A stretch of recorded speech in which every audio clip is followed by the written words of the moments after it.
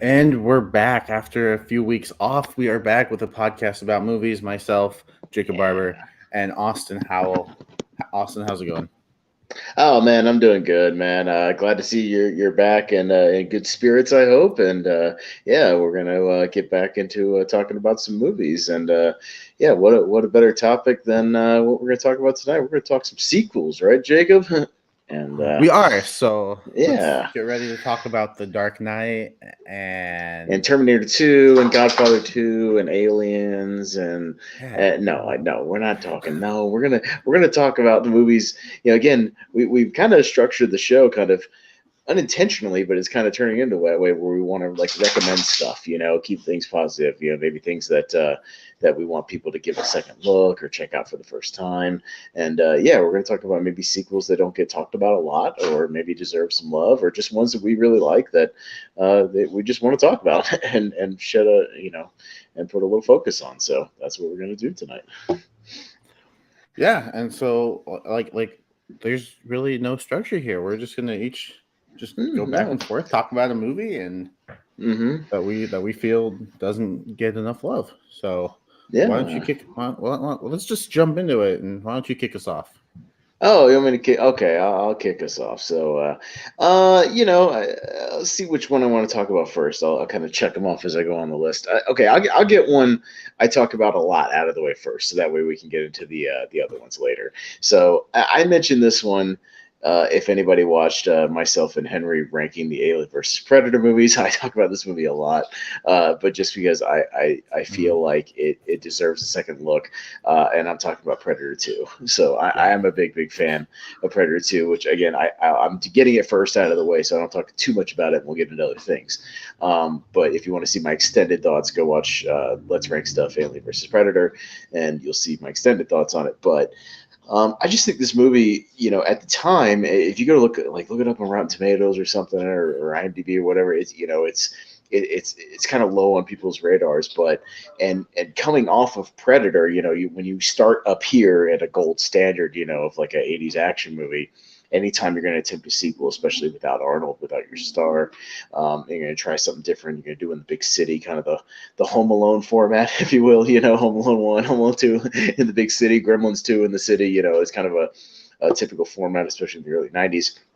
I just think going back to it, if you put yourself in the mindset of if you're looking for just a balls to the wall, crazy action sci-fi movie, like without that's not going to be the same tone as the original Predator. It's not going to try to be as like stealthy and go from action to like a hunter movie. If you just want a crazy movie like cocaine fueled, just nutty characters, great supporting actors, character actors all over the place. I just think Predator 2 like deserves another look, and I've always been a big fan. I think it's ridiculously entertaining. It moves at a breakneck pace. Stephen Hopkins, who directed it, is a very cool kinetic director who keeps everything moving. Yeah, I just wanted to re-mention Predator 2. I know I mentioned it a lot, and I apologize for that, but I'm just really high on this movie. I've gone back to it many times, and if you're looking for something crazy, I definitely encourage you to go back to Predator 2. yeah. I haven't seen this movie yet. I need to. It's You've heard me talk it up enough. I'm sure it's like, you. yeah, right. You've talked so highly of it that I'm sure I'm in for a great time when I finally get I'm around sure to it. you'll be in for a great disappointment when you watch it and go, he's out of his mind, and how does he even What was recommend this he movie as talking much as he about? does? Yeah, what is he talking about? The guy, he's on drugs. What is he talking about? Jamaican voodoo gangs? What are we doing in this movie? Yeah, no, it makes no sense. But if you just go and look and have fun, I think it's a really fun movie. So that's all. Yeah, and it's one that I'm sure I'll get around to. Yeah. So I think I'm gonna kick it off with a sequel. Um, you had actually brought this up on one of our earlier shows. You brought up The Did I? Raid. I'm gonna Ooh, bring up The Raid 2, two. Ooh, the which Raid 2. I think is almost as good as the first one. I feel like it's more like the first one was so action heavy, fight scene heavy, and it was great. I mean, I love that. I feel like the Raid 2 had more of a story to it than the first one. And I really enjoyed the story. Like, it's been a while since I've revisited it, so I'm not gonna try to tell the story, because I'm sure I It's won't do it basically justice. Rama goes undercover and like he's under like a deep undercover assignment, something like that, you know, trying to Yeah, infiltrate this gang or underground organization. They bring back people from the first one that died, like the little bulldog, you know, guy, you know, comes back as like a different character and has a fight scene in like a restaurant club thing, and he's still cool, but yeah, there's people who like pop back in from the first film, just playing different characters. Yeah, I mean, it definitely has more of a story element as far as that goes. To me, I like the Raid 2 a lot. I'm not disparaging the Raid 2. I just think it's a little long. Like, it's like 2.5 hours, which I think it yeah, gets a little bogged down.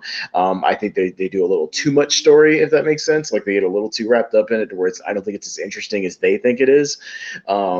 But I think if they had tightened it up a little bit, it would have worked. But if even so, you could watch the movie, be completely uninterested in the story, and skip ahead to the fight scenes, and the fight scenes are still as damn good as the first one. yeah. You know, and you could just go in looking for that if you really want to. So yeah, everything's still, the action and the martial arts is still top notch, like the best of the best. Yeah, I think these two movies have some of the best fight scenes I've seen in any movie. In Any ever, movie. So yeah, yeah. yeah. So it's a recommendation for that alone. Like, the Mhm. story, yeah, like you said, like, it can get bogged down a little bit, but it's still interesting enough. But Yeah. the fight scenes are But what make these movies. realistically, it's like how I talk about in anthologies. You can put on the Raid 2, and if you're starting to um, get like a little like, okay, I don't know, like, what are we doing? Like, maybe a little not bored, but like, you know, uninterested. Just all you have to do is you get to a fight scene, just wait another 15 minutes. There'll be another amazing fight. You know what I mean? You don't have to wait that long. There's like one about every 15 minutes still. So all you gotta do is wait just a little bit. And each one has a different setting and a different dynamic to it that are a lot of fun. There's a lot more weaponry in this one. There's like a girl with like a baseball bat, and there's like somebody that has like a chain whip thing or something. I can't remember exactly. Again, it's been a while since I saw that. I just watched the first one again recently. Hmm. But yeah, like the second one is still really good. Yeah, I would definitely not shy away from recommending it wholeheartedly still for how incredible it is. Yeah, All it's right. really good. I heard they're So, remaking it too, and I am well, not on board I with that. keep hearing like those rumors, but I think it's been in development hell for a while. I haven't Okay. heard anything recently. Like, I first started hearing about that like 5 6 years ago. They were talking about Oh like Chris wow. Hemsworth like being in a Raid remake or something, and you know, I don't know what they would do with it. I mean, realistically, you could do a Raid movie, just don't call it the Raid. Just do a similar premise and just call it something Hmm. else. Yeah. And I just don't know a lot of there's not a lot of like American martial arts stars right now, other than like a Scott Atkins, Mm-mm. who, you know, who's not particularly well known just mainstream wise outside of like the martial arts communities. You could do something with like Michael Jai White or something, you know, I would be down for that. But again, I don't know what kind of budget they give or putting him front and center, just the way Hollywood works. But yeah, I've heard it kind of bounced around, but I haven't heard a lot lately. So I don't know if it's going to happen or Good. if it'll ever get off the ground. Well, I mean, we already, to me, I've always talked about this. We kind of already got one. It's called Dread, and Dread is essentially the same premise. It's Judge Dredd stuck in a building fighting his way out of a building, you know, with the guns. They're just less martial arts, but it's almost the same thing. And you have like, because the original Raid has like a drug lord guy at the top of the thing, like running everything and telling everybody to go after them. It's like the same thing with Mama in that movie. It's like almost the same movie, just with more of a comic book twist. So we already did. It's called Dread, and it was great too. So just leave it alone. Yeah. You don't need a Raid remake. Yeah. So, All right. What you got anyways, next? I'll talk about a different action movie. So I'll talk about a fourth movie in a series that I'm actually a big fan of, and that's Live Free or Die Hard, Die Hard 4. So I think this movie again had a weird. a little unceremonious opening when it came out because everybody just looked at it and the first thing they saw was like the PG-13 rating that was attached to it, and they were like, "Oh, well, how can it be a Die Hard movie, and not be rated R?" And I'm like, pretty easily, he just doesn't say the F word except for maybe once, and he still says it. He just gets the one, which is fine Yeah. as long as he gets his catchphrase. It's all right, but you just don't have as much blood, and I think the concept of the movie, just if you go back to it, is very modern. You have Timothy Oliphant playing like a cyber terrorist who literally like almost hacks the United States. He like cuts off power to a bunch of places. He cuts off the grids. He does these kind of EMPs that like shut down all the cars and the traffic lights and all the stuff. And he's just stealing cyber money essentially from all the institutions and Social Security and everything.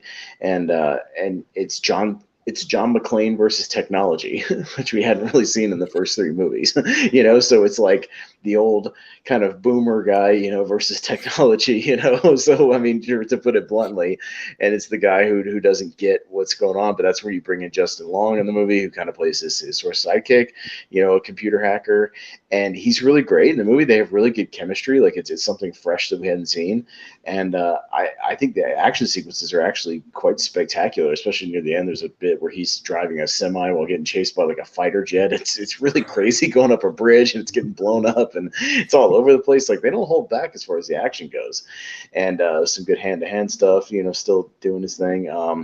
But yeah, I just think it's really underrated. It gets kind of overlooked when in discussion, everybody talks about Die Hard or Die Hard with a Vengeance, things like that. But yeah, if we were to ever rank the Die Hard movies, I would still put it up pretty high. I like Live Free or Die Hard a lot. So I don't know if you've gone back to it or if you've seen it, but I like it a lot. I've not been able to Okay. get to it yet. But yeah, so I've actually only seen the first Die Hard. And I've seen that Okay. multiple times. You think I would? I own the collection, so you think Right. I would? You get into I that would put collection the or other something ones like on, that. but Yeah. Yeah. I watch the first every Christmas, and then I just forget to put the other ones on. You could watch the second one. I mean, it is the best Christmas movie, much. That's true. Uh, That's true. yeah, the second one's more of a direct retread of the first one, just set in an airport. But yeah, Die Hard with a Vengeance is unique because it's got Jeremy Irons playing Hans Gruber's brother, Simon, and they're doing this like game throughout the thing. So it's kind of cool. He's sending Bruce Willis and Sam Jackson all over the city, like solving these puzzles and stuff. Like it's got a unique element to that, while doing action. And then, like I said, this one's got this sort of cyber terrorism kind of thing to it. And then the fifth one doesn't exist, and we don't talk about it. So, and that's where the series ended, was with the fourth one. So, letting you know. All right, so I'll watch 1 through 4. Yeah, That's it. That's it. When he Right. finally goes full bald and loses his hair, you watch that one and then you stop. And that's it. And that's where it ends, which is the fourth one. But I will mention real quick, they had a cool title over in Europe. Instead of Live Free or Die Hard, which they changed to, they stuck with the internet theme, and over in Europe they called it Die Hard 4.0, which I thought was kind of a cool title for it, which I always thought was kind of a better title than Live Free or Die Hard. But yeah, I wholeheartedly recommend a rewatch if you haven't seen it. And Jacob, I suggest you dig into the Die Hard movies at some point. Maybe just take an afternoon and just watch them. They're a lot of fun. So yeah, I swear I watch movies, guys. Just I know you do. I know you do. Right. Well, listen. Again, I've been watching movies pretty straightforward. Like the last 20 years has been nothing but like several movies a week, and sometimes watching the same movie 80, 90, 100 times. And it's like I've watched a lot of stuff. Movies are my life essentially, so that's all I've done. And like I've said, I've got them all sitting right over there, and there's a whole lot of them. So it just is what I do. But yeah, it's okay. I'm happy. Again, that's one of the reasons we do the show. I'm recommending some movies to put on your quicker watch list, you know what I mean? So that's always a good thing. Always a good thing. What do you want to talk about next? Yeah, let's. I wasn't planning on keeping it action heavy in the beginning, but I guess Why we not? can. I'm gonna go with a TMNT 2, Secret of the Use. I think Okay. people love the first one, talk about the first one, hold it in such high regard. I think while Secret of the Use isn't as good, I still think there's a lot of fun to be had with this movie. Um, you know, the turtles are back. You got Vanilla. let's just get this out of the way. Vanilla Ice rapping at the Vanilla end Ice. is one of It's the the best Ninja scenes Rap. in any movie. Yeah. Ninja Rap is one of the best. And yes, Kevin Nash as Super Shredder. Mm-hmm. But no, Secret of the Ooze, I think, is a good follow up. I'm so high on the first one that it's hard to touch, but um, I really dug this. I thought the going into the backstory of how they came to be Ninja Turtles um, was really cool. Um, I always love spending time with these guys. They're living with April, trying to find a new place to live after they don't have a home anymore, and there's nothing Right. there's nothing more sad than homeless teenage turtles. Yeah. It's one of the saddest things to be put on the big screen. And like they're Let's be honest with constantly ourselves. raiding the freezer with those frozen pizzas. I mean, it's just it gets something, I just thought hogging my up all the diet. space. And yeah, I mean, at least I they thought could do my is go diet out was and bad. get a job or something, support the rent. I mean, that place can't be cheap. That she's living in a nice big apartment in that movie. I mean, it can't be cheap. But then again, she's a high end reporter, so maybe it's okay. Yeah, Secret of the Use. Did you know about the stuff with the movie about how they weren't allowed to use their weapons? Did you hear? Have you ever heard the story about that? I have not. So basically, it was kind of a situation where the studio, when they went to do the sequel, felt that, or had gotten some feedback about the first one being a little too violent, like with the with the martial arts and the weapons and stuff. Which you can see the second one definitely has a much lighter tone overall. A little more cartoonish kind of tone. Are we drinking the same drink, by the way? I have my Mountain Dew Spark. You have a I Spark do. Zero? Oh, is it the zero? Okay. It is zero. Not sponsored. Gotcha. Okay, I was about to say that's a coincidence, but anyways, yeah, a movie podcast about movies brought to you by Mountain Dew Spark and Mountain Dew, also available Mountain Dew Spark Zero. No, yeah. Uh, anyways, but yeah, there was a whole thing where the studio mandated that they not use their weapons. So if you notice in the movie, they never actually use their signature, nunchucks or swords or sais or any of that kind of stuff.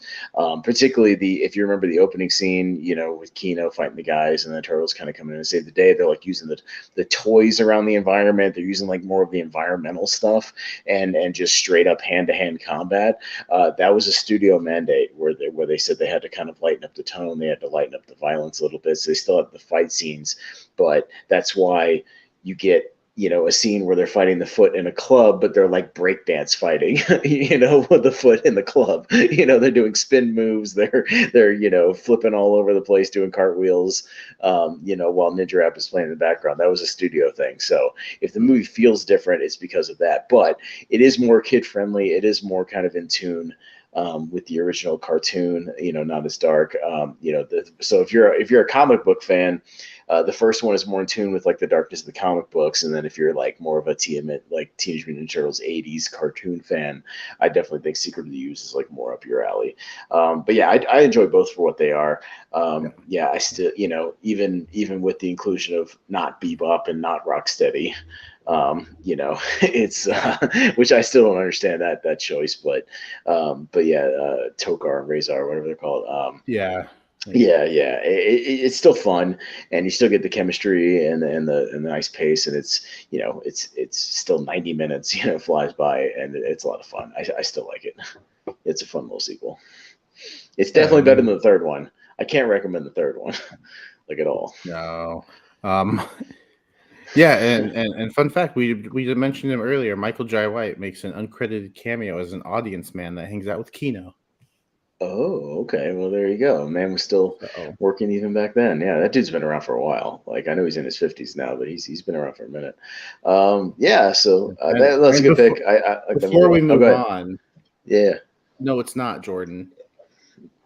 Look, I like Code Red a lot. I almost picked one because I have several of my Mountain Dews lined up over there. So I just grabbed whatever's closer. This happened to be, I have a stack of 4 12-packs. This happened to be on top. So it's just the one I grabbed. Code Red is right underneath. So to be fair. And the Melon Mania is right under that one. So, I like all of them. Yeah. So anyways, getting back to it. So I'll go with another sort of, I'll just say, okay, so the Ninja Turtles are kind of creatures, mutated creatures. I'll go with another mutated creature. How about that? I'll kind of tie it in a little bit. And I'll talk about the much maligned The Fly 2 with Eric Stoltz. This is the sequel to the Jeff Goldblum remake of The Fly, if you've seen the Jeff Goldblum version of The Fly. So The Fly 2...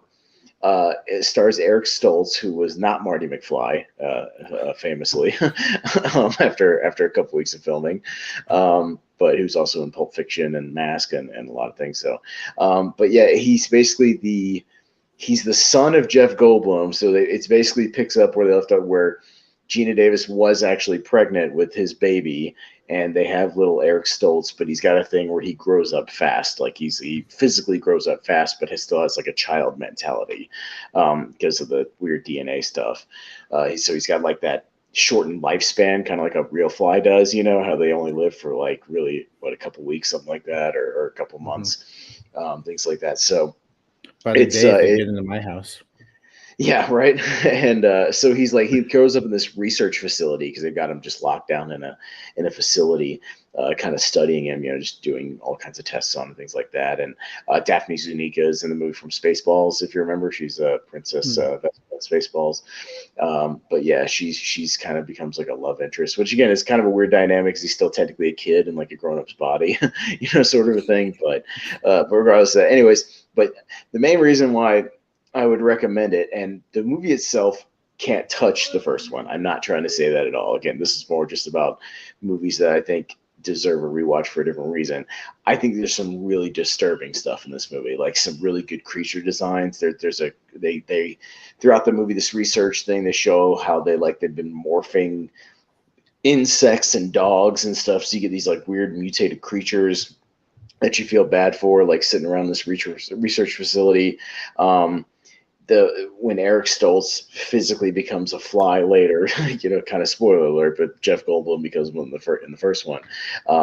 There's some really gnarly like horror movie stuff where he's just like going around and just like mutilating people, and it gets really hardcore. So if you're a horror fan and you're like kind of a gore hound, which I can be at times if I'm in the right mood for it, the last 15 minutes of this movie is crazy, and it's very bloody and just out of its mind, and it's a lot of fun. But I still think the story is fascinating, and it's still interesting to watch. So yeah, no, it doesn't hold a candle to the Goldblum one, but I would recommend a rewatch to The Fly 2 if you haven't seen it. Yeah, these again movies I need to get around to watching. So The again, Fly. Have you seen the original? Have you seen the Goldblum Fly? You haven't seen the? Wow, dude, again, that's got to be like a must watch. Yeah. Yeah, I own the collection, but I just haven't popped it on. Gotcha. Yet. So I have enough hours in the days to watch all the movies that I haven't watched yet. Yeah, I mean, well, that's what you knock out 1 or 2 a day, or something like that, and in your spare time, and you just do what you do, you get to them all eventually. But yeah, I do. The Fly is great. The Fly 2 is still pretty good, I would say. So yeah, I will get to them. I will get to them. I'm gonna go. We'll go a little lighter. You knew I was bound to bring up an animated movie. Okay. And I'm going to bring up one that I feel came and went and was definitely overshadowed the year of its release, and that's The Incredibles 2. I think. Okay. Hold on. There's a. Yeah. No. We were being bombarded by Russian cam bots. Yep. Oh man, we have a tendency to pick those up. We're very popular in the Russian community right now, so yeah. Never mind. Anyway, Incredibles 2, and rightfully so, being overshadowed by Incredibles 2. What was that? Oh, sorry. I was blocking them too on my end just in Okay. case. So trying to delete them as well, just while you're talking. Uh, So I was pulling up the but stream. I apologize on my phone oh, no, next no, to the thing. Yeah. no.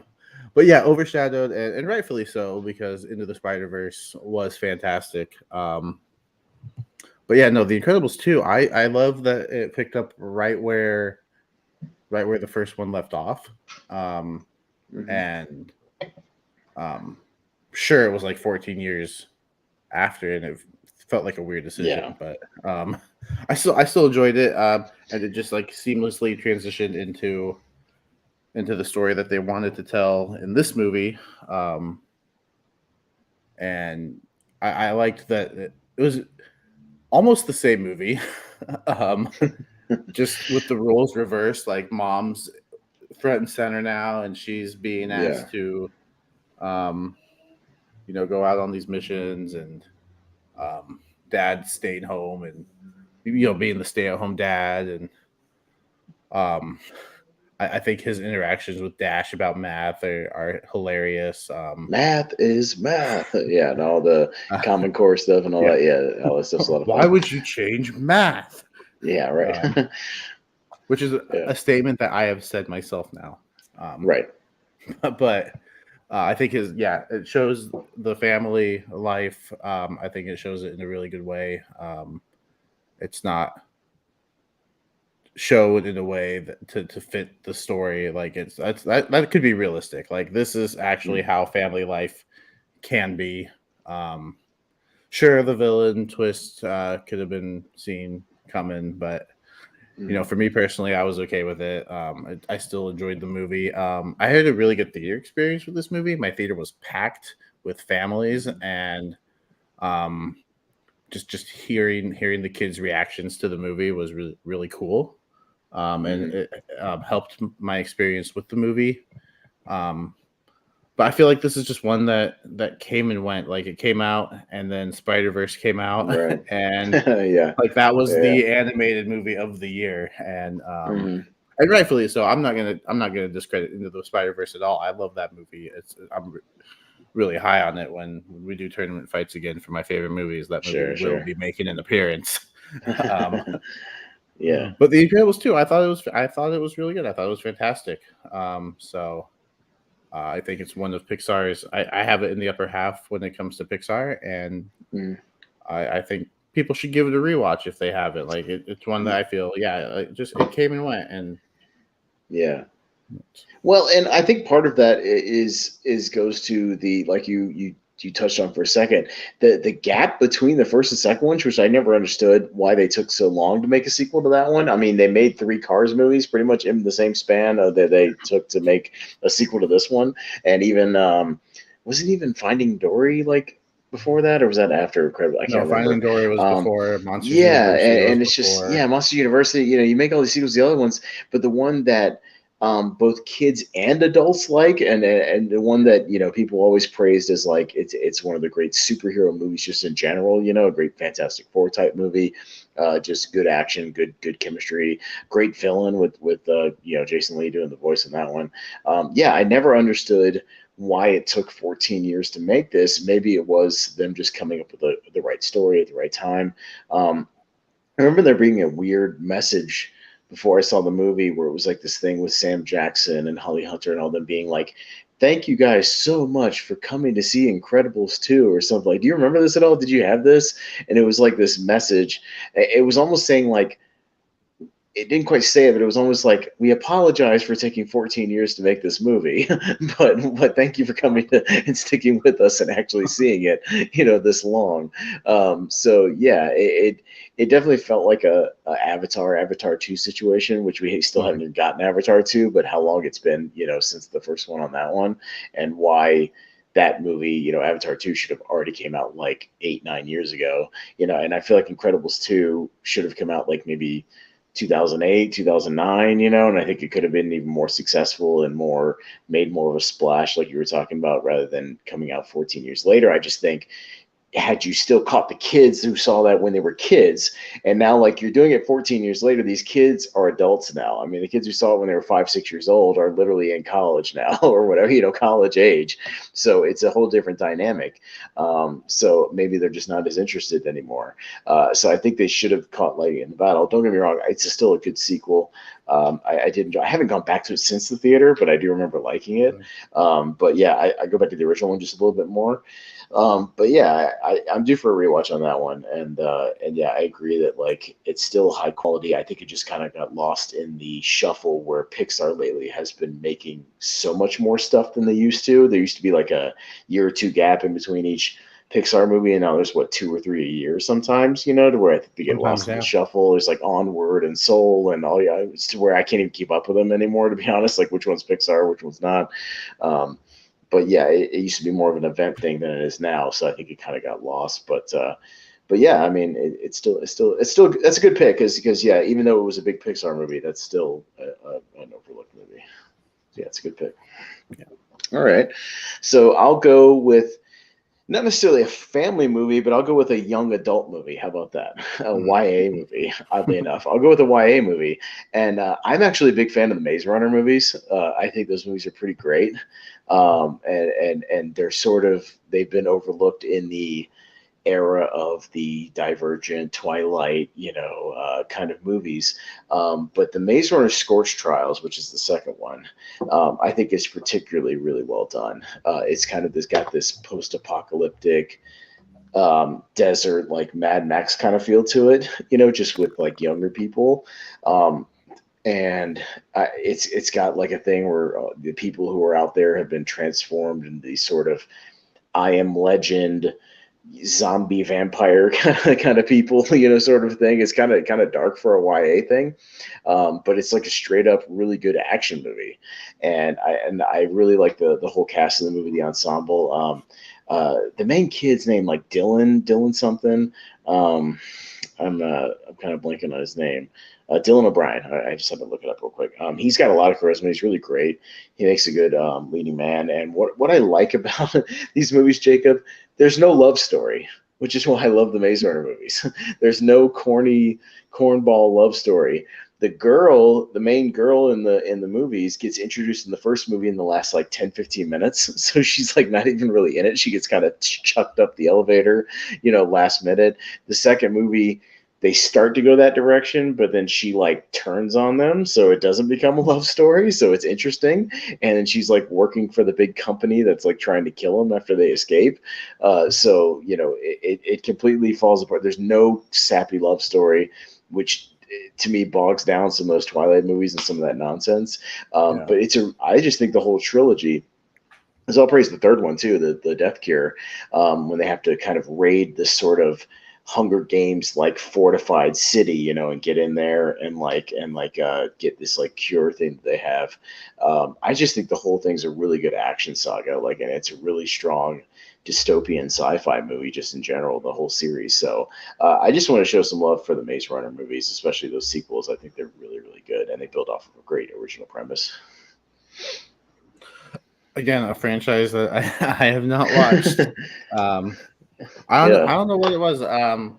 They just didn't like. I saw the trailers and it just wasn't. Yeah. It just didn't pique my interest. But maybe Dude, the first one's good, man. And the first one, I almost didn't even see. Like, I remember seeing the trailer because it's about these kids stuck in this. In the middle of this thing, like Will Porter's in it. There's a lot of good little character actors in it, and just them like running around this maze. I was just kind of intrigued with the premise, and then the fact that I found out kind of as a YA thing later, but how it kind of expands on the world that they're in. And like I said, there's no sappy love story to like hold it down. Like there's no corniness to it. It's just like these kids and these teenagers, just like doing this escape thing and trying to get back at this company. And I just think it's a really strong just action franchise, really. It's really, really solid, and it moves, and it's got enough intriguing stuff to keep you going. So I highly recommend all the Maze Runner movies, but especially the sequels are great too. But yeah. All right, I'll add it to the list. Right. As always. Yeah. Yeah. So yeah, I guess I'll go with the theme of young adults sort of, and I'm going to go with a Chronicles of Narnia movie. Mm. I'm going to go with Prince Caspian, which I think Now, is see, now you're talking about a series that I haven't seen any of three of those movies, so feel free to talk it up. yeah, no, I think I loved The Lion, the Witch, and the Wardrobe. I thought it was fantastic. I think all the kids and teen actors did a really good job. Tilda Swinton as the White Witch was fantastic. Liam Neeson is the perfect voice of Aslan. James McAvoy as Mr. Tumnus was great casting as well. But I think Prince Caspian is almost as good as that first film. There's a lot more action in this. It takes place almost 1,300 years after the first movie, but that's in like the Narnia land, not in It's real like life. it's like The dog kids would be years, dead. Yeah. not real years. Um, Yeah. so yeah, so it takes place 1,300 years later. Caspian is a Telmarine prince who gets woken. Like this is the beginning of the movie. He gets woken up by his mentor slash teacher, who says that his aunt has just given birth to a son, and so now the plan is to kill Caspian. And so he escapes and he goes and meets some Narnians who don't like him for good reason because they took their land. Yeah.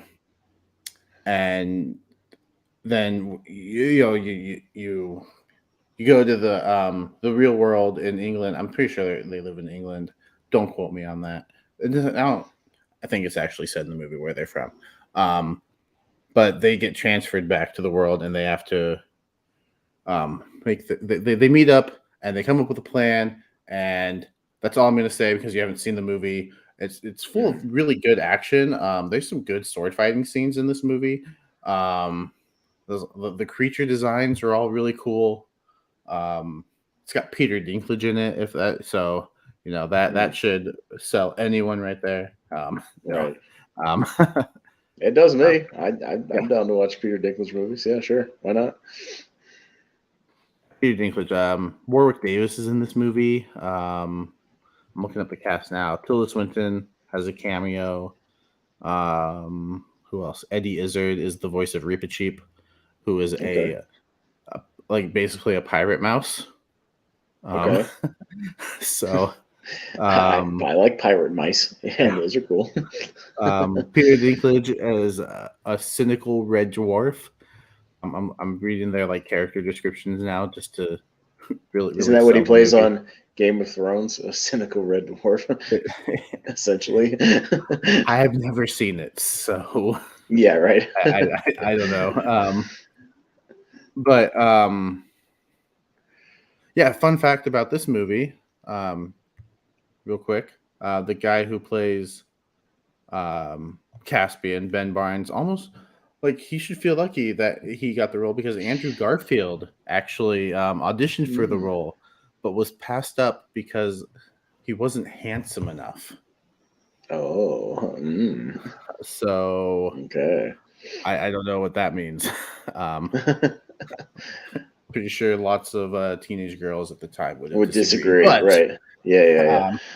well, this was before Social Network, I believe. Yeah, this was Okay, fair 2008, enough. so it was before Social Network, which probably did him a lot better than Prince Caspian would have.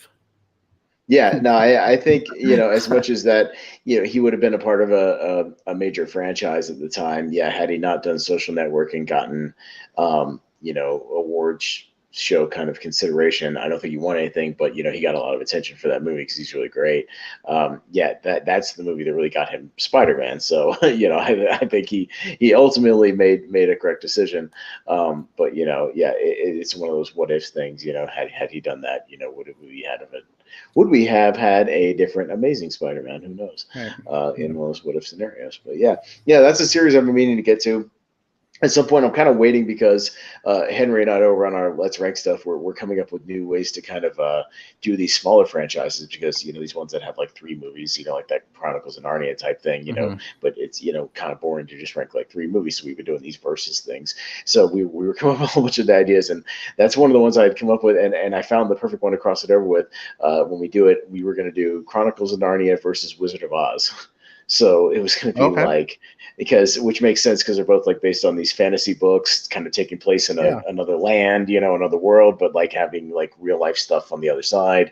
And they're both three movies because you would have Wizard of Oz, Return to Oz, the really messed up 80s movie, and then the Oz the Great and Powerful with James Franco, so the Sam Raimi movie. So you'd have a 3 and 3. So, I might save it for when we get to that eventually, at some point, and then check them out. But yeah, they're definitely a blind spot for me as far as like a major franchise. So, but I'll get to them at some point. Yeah. Yeah. I would love to be able to recommend The Voyage of the Dawn Treader as well, but Mm-hmm. I it's not as good. Mm-hmm. I don't want to revisit that as much as I want to revisit the first and second one. Mm-hmm. Um, but I mean, I guess if you're gonna rank them, maybe I need to rewatch it. Maybe because it's been a while. The movie's been out for 12 years now almost, and I've only Okay. seen it the one time. So maybe a rewatch Yeah. is in order. But I can highly recommend Prince Caspian. Okay. I don't have a really kitschy transition for it, so I'll just say let's talk about Tremors 2, Aftershocks. So just going off in a completely new direction. So you're well aware of how big of a Tremors fan I am. Like I think you're pretty well aware of Yeah. this. That it's the movie I've seen more than any other movie ever, including my number one favorite movie of Aliens. Mhm. I've just seen it over and over and over and over again. So in this case, I want to shed some light on the direct sequel, Tremors 2, which, while not on the same quite level as Tremors, again, much like some of these sequels, I still think Tremors 2 is a super entertaining movie.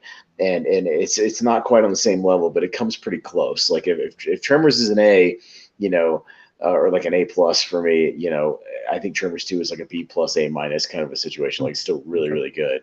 Um, so it doesn't. The only difference with the first movie, it doesn't have Kevin Bacon coming back. It's just Fred Ward, one half of the Val and Earl team. It's Fred Ward kind of teamed up with a new kid.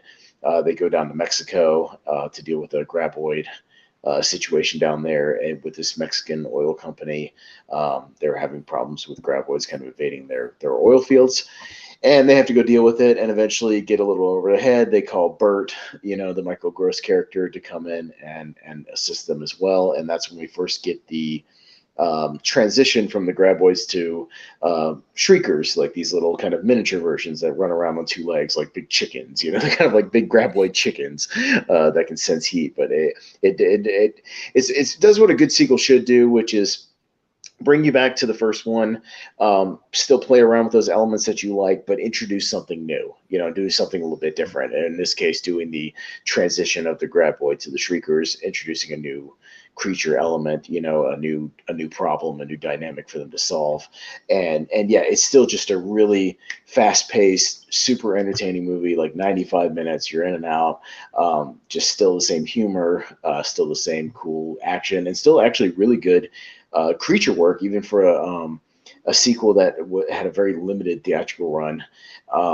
Yeah, it's still, the creatures look really good. It's still all pretty practical, except for a few stop motion sequences.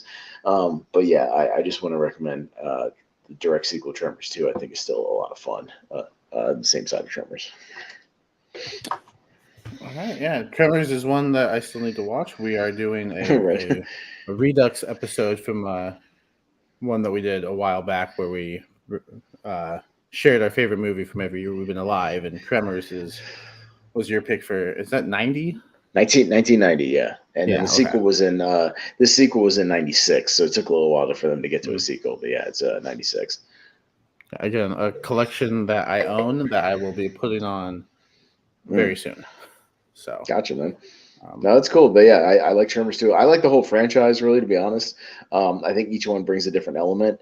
But as far as the sequels, I think this is the closest one to being as good as the first one is Tremors 2. I think is a lot of fun.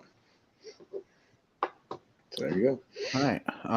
I don't have a fun segue either. I'm just gonna Just pick one, this and then this I'll is try. the Maybe I'll one. try to find something with whatever you pick to transition to Yeah. my next one. I don't know. I'll find This something.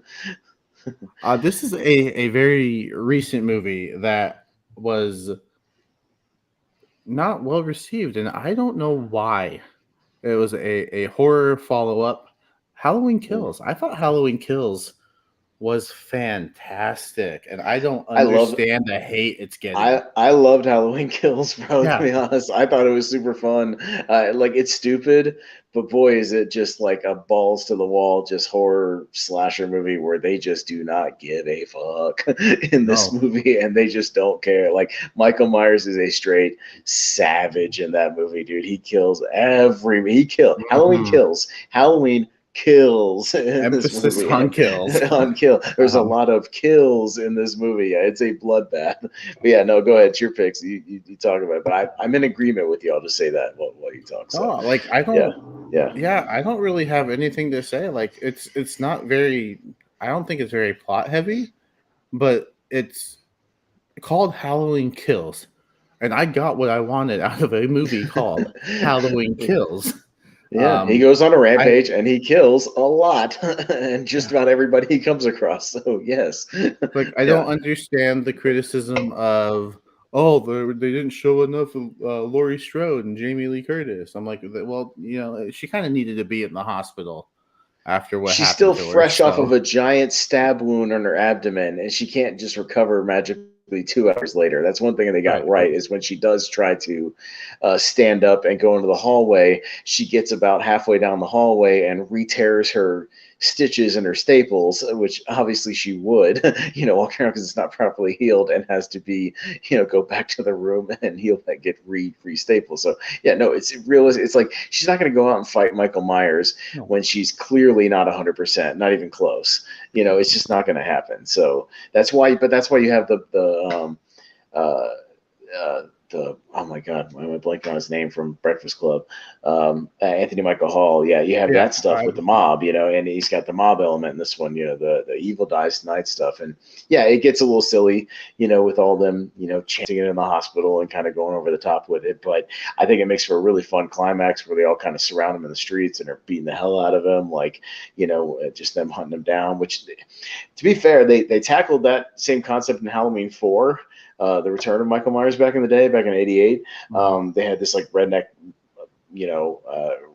mafia kind of going after them, throughout the movie in their pickup trucks. Let's all grab our rifles, boys. We're gonna take down Michael Myers tonight. He took out the sheriff's daughter. Da da da da. And so it's kind of a similar thing, and it comes to a head in that movie. But they take a different take with it in this one. But yeah, I'm in agreement with you, man. I think this movie's just a bonkers horror movie, and I think if you're going in just looking for a crazy, violent, stab heavy movie, that's what you're going to get in this one. Yeah, So yeah, it's a great follow up to 2018. I think it's like it left me excited for the conclusion. Halloween this ends. year Like I am, yeah, this year, yeah, yeah, we get it this Halloween, and yeah, I'm excited. And again, there's supposed to be a time jump in that movie, so so apparently there's supposed to be a 2 or 3 year time jump to where Laurie will be fully healed and ready for her final showdown, with Michael in this one. So we will get that. It's just it just kind of had to take a thing in between and focus on some other characters. So I was fine with that. But I think once we get Halloween ends, if you watch them like back to back to back and watch the whole trilogy like all pieced together, especially hmm since those two take place on the same night, it's just a continuation. And then you have right, this jump. I think it'll do really well all together, and I think right. it'll be cool. Which I think some people like didn't understand. Like this is not like the ending wasn't supposed to be like an ending. Like it's setting up Mhm. a future movie. So yeah, Right. and I will also say I think the flashback scenes in this movie were really well done. They were really good. Yeah, really well done. I really got transported. I like seeing more of the original Night, the original Night back in '78, from some different angles, and even the stuff they did. Apparently, they got a guy basically playing Donald. That wasn't CGI. They got a guy to play Donald Pleasance under some makeup and like do the voice and stuff. And the guy who got to play him was great. He was pretty spot on. So yeah, when I thought I assumed it was kind of a CGI creation, but it actually wasn't. It was practical. So but yeah, I liked all that stuff. I thought it brought a nice element. And again, I think what David Gordon Green has done with those movies has been a lot of fun, and I've really enjoyed both of them so far. I just hope he sticks to the landing. That's all. I just want a good movie. If it's as good as either one of those two, I'll be happy, and I'll be satisfied with the trilogy. So, and I think he will, because they filmed them at the same time, so he kind of knows what he already has, and how to play it into the other two movies. So I think they'll stick it. I'm really pretty confident in that. So yeah, cool. No, it's a good pick, because I like Halloween Kills a lot. I'll talk about another horror movie. So I'll talk about a direct sequel that has a time jump, kind of like Halloween '78 to Halloween 2018. I'll talk quickly about Psycho 2, which I've always been a big fan of. Which I know, I'm sure there's some people out there still like, there was a sequel to Psycho. Oh, there was 3 sequels to Psycho. There's Psycho 2, Psycho 3, Psycho 4. Yeah, there's a whole collection. Yes, the 4th one of which is half prequel, half sequel, and it stars Henry Thomas as a young Norman Bates, aka the kid from E.T. So there you go, playing Norman Bates before Bates Motel. So yes, but Psycho 2 in particular. All of them have Anthony Perkins in them playing Norman Bates. So he comes back, and the idea is that it's been pretty much the same time as from the original to this one. It's like 20 years. He gets released from the mental hospital, and to some protest, obviously, from some people, protesting him getting released, families of the previous victims. But yeah, they say he's reformed. He seems like it. His performance is excellent. His performance is actually very, very good, especially for a horror sequel. To where he opens back up the hotel, he moves back into the mom's house, he kind of gets a job at the local places, and the whole thing is then these sort of murders start happening in the house. But the way that they play it, it's almost like a mystery, to where, is he doing the murders? Is somebody doing them and trying to frame him for them? Is it all in his head? Is he hearing the voices of his mom again in his head? It's played as this mystery, and the way they play it is really interesting, of you wondering whether or not he's actually innocent, and if he's being the victim of some kind of prank, or the victim of some kind of something going on, or if he's actually the killer and he's gone back to his old ways. The way they played, I thought, was pretty ingenious, and it's a movie that's been reevaluated over the years, to where a lot of people really say it's a really underrated sequel. Like, even though, why do you make a sequel to Psycho? Well, they made one, and it's actually pretty good. So I highly recommend Psycho 2. I think it's actually a lot of fun, and it's a really, really strong movie. So yeah, I would recommend Psycho 2. No, I'll have to check it out. I was just looking it up. It's on Peacock, so it is available. Hey, on there you streaming, go. So yeah. yeah. Okay, Psycho 3 and 4, not so much. You can probably skip those, but I like Psycho 2 a lot.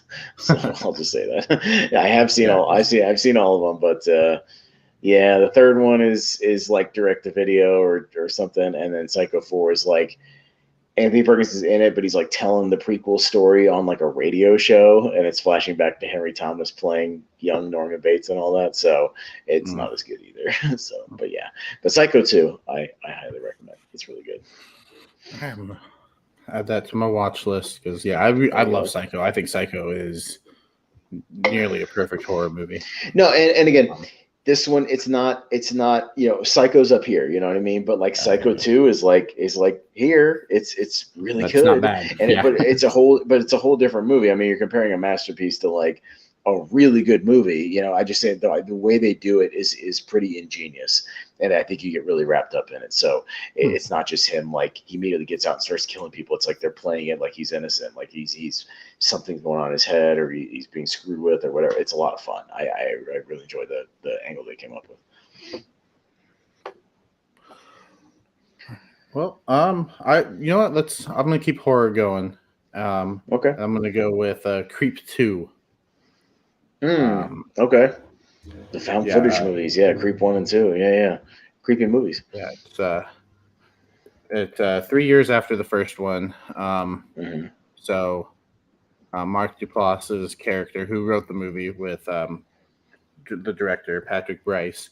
Um, he's going now by the name Aaron, and he's finding himself really, unsatisfied with his killings and kind of going through a midlife crisis, um, Yeah. which I think is kind of funny in a horror movie. But No, they, and they you know do what's it. funny? Those movies are kind of played for a little bit of comedy throughout. Even the first one, it's kind of played like the way he's acting towards the guy in the first one is kind of slightly comedic and deadpan, and the second one is too. So yeah, sorry, I didn't mean to cut you off, but yeah, Yeah, those no, movies are almost played with a little bit of a comedy tinge to them. Yeah. yeah. Which I think Mark Duplass can be a really Oh funny yeah. guy. So Hmm. I think he's the perfect choice in these movies. Obviously, he wrote them, but um, so his latest ad, because much like the first one, um, brings a YouTuber. I love that they went the YouTube route in this one because 2017. It's kind of YouTube's becoming a really big thing. Yeah. So that was cool. Um, and I think it's interesting that he admits that he is a serial killer. And so he wants to um, record a documentary on his life. Um, so Sarah, the girl Sarah, who is one of three actors in this entire movie. um, Yeah, it's pretty her, it's much. a Mark Duplass, and then the taxi driver from Deadpool. Yeah, Um, Dope Ender. It's dope. yeah. Yeah, Dope Ender. Um, It's like you're like, oh yeah, you watch this movie, you're like, oh yeah, it's Dope Ender, and it's like a year after Deadpool, so it was when he was really yeah. starting to get like a lot of little bit parts and things. Yeah, and it kind of because he popped up in that Ghostbusters 2016 too, so around the same time. So, yeah, Yeah, and it so throughout the entire movie, Aaron, he just struggles to intimidate Sarah, who's just kind of playing along, but is also doubting that he's actually a serial killer. Mhm. Um, and I love I think it's great. I think Mark Duplass's acting is great. I don't really want to go too much into the movie because I feel like it has been No. underseen. Um, I think it's available on Netflix still. That's where I watched The it. first one was, I think the second one was too, from what I remember, because that's how I watched both of them initially. Okay. So, because I had only seen Creep 1 and 2 probably like 2 years ago or something. They've been kind of a blind spot for me for a Yeah. little while. But yeah, they're both on Netflix, so yeah, very very Okay. easy to watch. I should go And back and look up some of these other ones, but like I said, Psycho 2 is on Peacock. All the Psycho movies are. I'll go back and look up some of the other ones. But yeah, keep going on. I may look up some of it's my other ones real quick while you're talking. it's yeah, it was released through Netflix, so it was a Netflix Okay. movie. Okay. I'm looking at its Wikipedia page now because I think it's crazy that this movie is underseen. It's got 26 reviews on Rotten Tomatoes, and all Hmm. 26 of them are positive. Yeah. So it does have Yeah. 100% on Rotten Tomatoes, but it's 26 views. I mean, movies like The Batman that just came out had 26 in the first 10 minutes it Right. was it was available to be reviewed. So um it's definitely underseen. I highly recommend. I think they make a great double feature. They're quick movies. They're less than 90 minutes each. So in the time it would take you to watch The Batman, you could watch Creep 1 and Creep 2. And There you go. I mean, I don't know quality wise which one is better because I haven't seen The Batman yet. Hopefully very soon. Um, I've seen it. but I've seen it twice. I've seen it twice. I, It's twice. I saw it twice in 2 days. I had to. But anyways, yeah. Uh, maybe tomorrow I will be seeing it, and maybe on our next show we will talk about it. We'll But talk who some who Batman. knows? Yeah, we could. But that's only if I am able to watch it Right. through this week. Uh, Anyway, yeah, Creep 1, Creep 2, fantastic. Creep 2, I feel is just as good, if not mhm. better, than the first one. Yeah. No, they're both good, and they're both different. You know, they're different but the same. Like if that makes any sense. Like they're both different stories, but kind of told similarly from different perspectives. And yeah, like with the first one, you don't know he's a killer, and the second one, yeah, he's fully admitting that he's a killer and all kinds of stuff. So yeah, it's a nice dynamic. A black and white kind of dynamic. So yeah, I like those Creep movies a lot. And yeah, they're very easy to watch. They're very quick. Yeah, those are good picks, man. I appreciate those Creep movies a lot. I'll go with let's see. Should I switch it up? I'll switch it back to sort of a mainstream kind of popcorn movie, action movie. So I feel like a lot of people talk about The Fugitive, and for good reason. Fugitive is a really good movie, but I'm actually a big fan of U.S. Marshals as well. The kind of pseudo sequel to it, and to where it's there's no Harrison Ford, but it does have Tommy Lee Jones and his team, from The Fugitive playing their same characters. It's the same U.S. Marshal group, only this time going after Wesley Snipes, and Wesley Snipes playing kind of a guy who's been set up by kind of his organization, his bosses, for a murder, and he's kind of a guy with a lot of skills who's sort of on the run.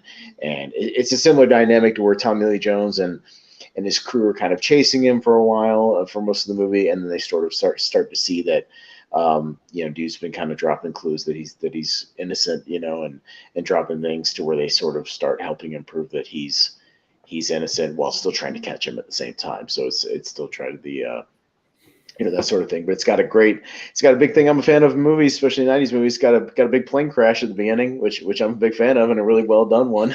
Kind of a big plane full of inmates crashing going down a mountain, and it's actually really well done. All the stuff where Snipes is on the run is still a lot of fun. Tommy Lee Jones is still really good, and he's still very much committed to the role, still playing it just as well. I just think it's a really breezy, fun movie that if you haven't gone and see, or if you didn't know that U.S. Marshals was a sequel to The Fugitive, I definitely highly recommend it. I think it's still a really good little popcorn movie. So yeah, I recommend U.S. Marshals. All right, and I looked it up to see if it was streaming anywhere, and Yeah, unfortunately, it's not it's streaming not. anywhere. I But don't it's think it's even available on for rent. Blu-ray. I have like a DVD, like an old DVD of it. I don't think it's even ever been on like Blu-ray. So I don't know. It's one of those movies that they haven't really done a whole lot with over the years. It's just got DVDs, and yeah, you can rent it and stuff. But yeah, weird that I could really use a Blu-ray in this movie, honestly, and or maybe somebody reevaluate it. But yeah, I feel like it kind of got lost in the shuffle because it was sort of an unceremonious Fugitive sequel. So, but I think it's worth a look if you get a chance. All right. It used to come on like Um, TNT all the time on like Sunday afternoon, so I saw this movie a lot uh, on cable growing up. I mean, they played TBS or TNT like played the shit out of this movie like almost every other weekend. So I saw this movie a lot, just kind of channel surfing. So that's how I saw it a whole bunch years hmm, ago. So yeah, anyways. yeah, I've not seen it yet, so Hmm. um, but a movie I have seen Mm-hmm. I should hope is so. The Lion King 1.5. I thought this was just a lot of fun. If you're a fan of Timon and Pumbaa, the characters, you're gonna love this movie. If you don't like Timon and Pumbaa because you think they're too childish and too many fart jokes, which I can understand. Um, I didn't say there um, was too many. I say there was at least a couple, and that was the crux that kind of won me over in that debate. I'm just saying, it was a point that I'd forgotten about in that first movie. That I liked Timon and Pumbaa, but I'd forgotten that they do lean in at least for a few minutes on the burp and fart jokes, and I was like, oh, I forgot about that. Like, it's not just their banter. I was like, he yeah, literally Timon walks up to a watering hole and farts and scares everybody away. And I was like, is that really necessary? And the next scene they're just chomping bugs and burping all over the place. And I was just like, I had forgotten it really stoops that low in the original movie. But anyways, I digress. Please, Lion King 1.5. yeah. No, I thought it was just a really fun. Obviously, they wanted to just. It was about 10 years after Mm. The Lion King had come out. But I think the spin-off series had been successful. The Lion King 2 was um, pretty successful as well.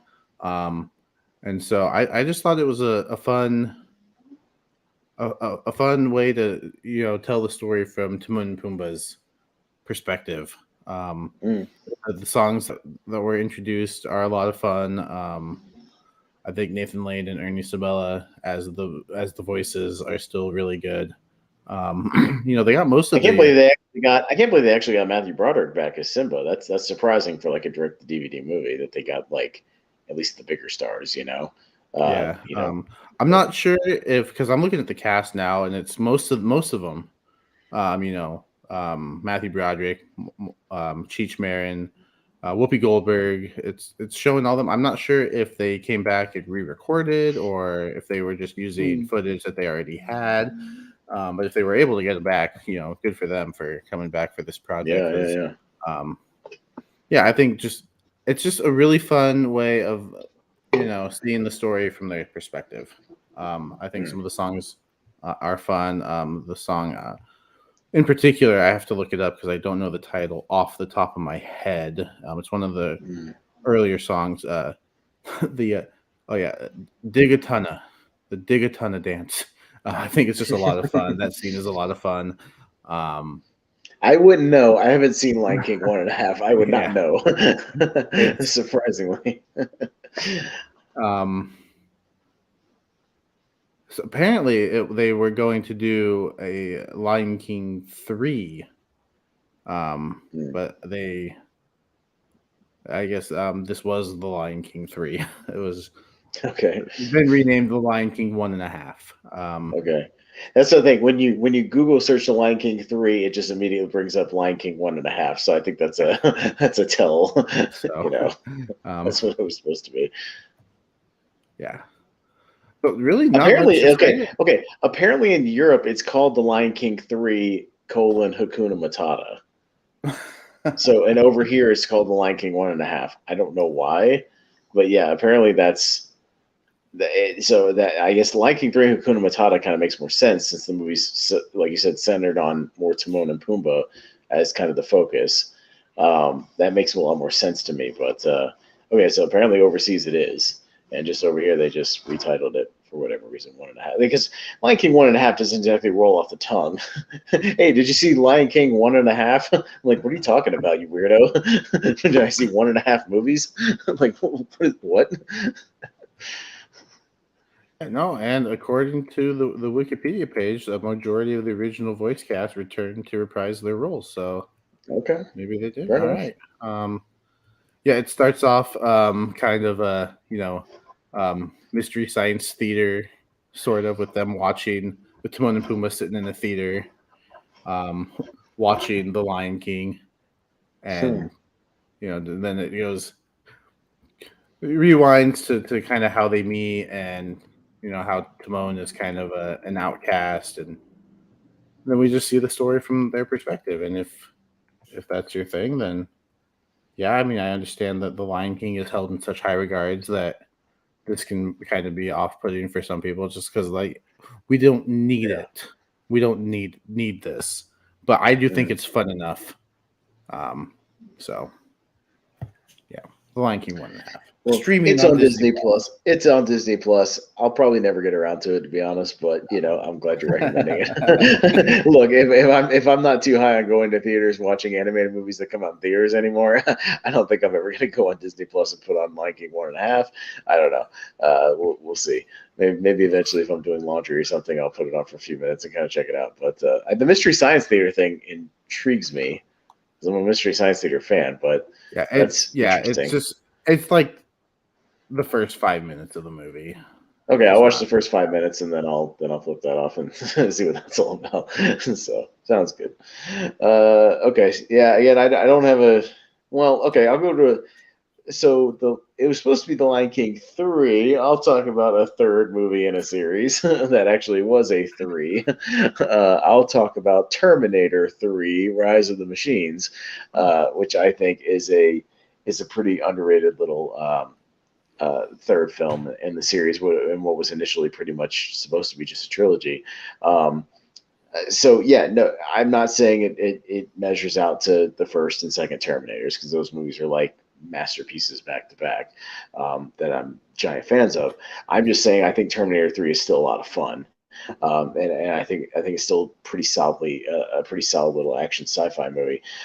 There's still really good practical effects for the most part. There's a chase sequence in this movie, a car chase where they're in a truck getting chased by the TX driving this big crane truck, and they are just wrecking these streets and these buildings, just absolutely demolishing stuff, and it's all real. It's a pretty spectacularly like destructive sequence that actually is very very good and almost kind of peaks the movie before the first act is really even over. Arnold actually got way back into shape in this. He still looks good. He still doesn't look like he hasn't aged that much, as opposed to like say Terminator Dark Fate, where he looks old, as the Terminator. This one he still looks almost the same still, because it's really only about 10 years after Terminator 2, so he still looks okay. Um, I forget the lady who plays the TX, but she's pretty strong. It's kind of a blend of like an old school Terminator and the T1000, kind of this liquid metal ish, but still with some regular metal. She's pretty good.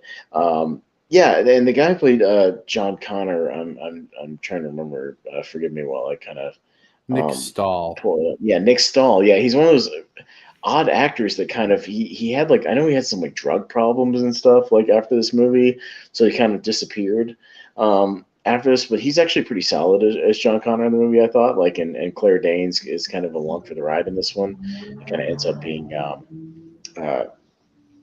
kind of spoiler, his wife kind of going into the apocalypse. But I'll tell you what really puts it over the top for me is that I was astonished that I'm going to spoil a little bit of Terminator 3. So if you haven't gone back and watch it, skip ahead 2 minutes or so. But they have some balls in this movie to where they do Judgment Day at the end of this movie.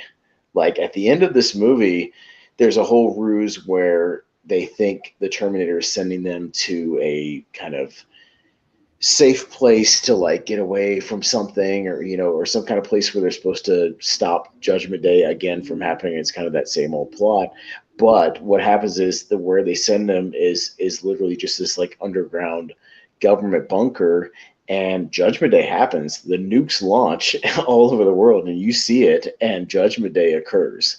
And like that's how the movie ends, is like this bleak ending of the world getting basically blown up, and then John Connor kind of coming over this radio and this setup, and saying that are there any survivors out there, sort of thing. I mean, it's a dark ending. It's a ballsy ending, and I think it's an ending that is kind of almost not worthy of the movie that's before it. Although again, I like the movie. I think it's still entertaining, and there's still some really good action. I think it's still, when Terminator movies were still pretty good, because I'm a defender of Terminator Salvation as well. I kind of like that movie. I like seeing the future war, and then kind of it's from downhill from there. I still think the first four Terminator movies are still pretty solid, but I just want to put some attention on Terminator 3. I think it's pretty good. It's got cheesy moments. There's a talk to the hand thing with these like star sunglasses that's really bad. A couple of corny moments, but overall, if you can ignore that, I think it's a pretty fun movie. Yeah. I will also go with the third movie in the franchise. Within a franchise, and I don't think it kind of fits the topic because this movie has been talked about a lot. And it's like, how can you talk about an MCU movie in when the topic is an Under overlooked Siege? sequel as an Yeah. MCU thing? Iron Man 3, Well, is I that what you're feel going to like talk about? Iron Man 3 is Yeah, underappreciated, I think. Um, that's your Especially opinion. now after. Hmm? That's your opinion. I don't know if I Yeah, would agree. Yeah. I feel like it. I up until recently, up until maybe Endgame and Infinity War, like this was my favorite performance from Robert Downey Jr. in the MCU, and that includes Civil War, which is my favorite MCU movie. I Yeah. think just the events, seeing the aftermath of the events of the Avengers, and this was more of a Tony Stark movie, I feel, than an Mm. Iron Man movie, and I really appreciated that aspect of it. I think it's just, and I think that's just why I love it so much, is that we get to see more of Tony Stark and just um, who he's becoming because of the events of the Avengers, and I'm not going to spend too much time on it because this movie has been talked about. It's an MCU movie; people know about it. But I feel like Yeah. it's underappreciated. People usually have it towards the end of their MCU rankings, and I don't understand why. Because I do think it is just a really great movie about Tony Stark. Maybe that's not what people wanted. Maybe they wanted another Iron Man movie where he's just in the suit and but I appreciated the movie. I loved seeing Tony Stark and kind of him dealing with the PTSD from the events, and I just think his performance in this movie is really good. So just wanted to shout it out because I wanted to show it just a little bit of love when it doesn't get a lot of love from a lot of Yeah, people. well, I won't go into my rants about Iron Man 3 because we try to keep it fairly positive here. I'm not going to do that. Yeah, just let's just say I was way more into the Mandarin when it was Ben Kingsley being the Mandarin. Just put it that way. I'm on Yeah, that side of the argument. I just thought I was so into the trailers, like yeah, that second trailer that came out for Iron Man 3, the music and stuff, and it was great. The "You'll Never See Me Coming," that trailer where they like blow up the house. Like I was like, I'm into this movie. Like I want to see this bad. Like I think he looks awesome. Like I thought the elements were cool. Like when they were dealing with PTSD, and then just like I was into like the first half of the movie, and man, that to me that movie goes completely off the rails in the second half, and I just mhm. am not into it at all.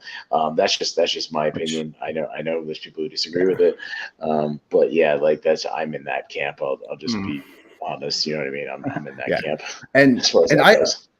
I understand that, and then maybe for me, like it's just I know nothing about the comics. Everything I I don't know either. about I don't either. okay, I just wasn't into where they went. mm, I just wasn't into to where they went in the second half. I just as soon as dude reveals himself not to be the Mandarin and it gets into cornball land and I'm not into the extremist stuff in the second half. I just don't think it. I think it's mhm, weird. I just don't. It's just not that interesting. And him blowing up the suits at the end, but then he comes back and like the Avengers movies and he's got all the suits back. Like I just think it's kind of pointless, like just kind of crap. Like this movie just feels insignificant overall in the MCU. Like it's almost like you could skip it and you wouldn't be missing a lot other than him not having the arc reactor in his chest anymore at the end of the movie. But I think other than mhm. that, it's like I don't know. Anyways, we're not gonna make this in an Iron Man I 3 show, I but I do agree that's one about of the my suits. things. If I had a nitpick about the movie, it would be the Yeah, suits. Like, but other than that, like I just thought it was a different Iron Man movie, and I really dug Robert Downey Jr.'s performance, and that's kind of what sure. brings it up for me. So Mhm.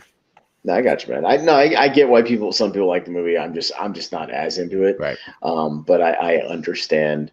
It's one of the more interestingly like debatable MCU movies where you can see kind of both people's perspectives. I yeah, just think Shane Black was honestly just a weird choice to do an MCU movie. I Because it's agree with like that too. Yeah, it's either like let's do a Shane Black movie or let's do an MCU movie. It's kind of hard to do both. I just think I don't know if he mm-hmm, was the right fit for that.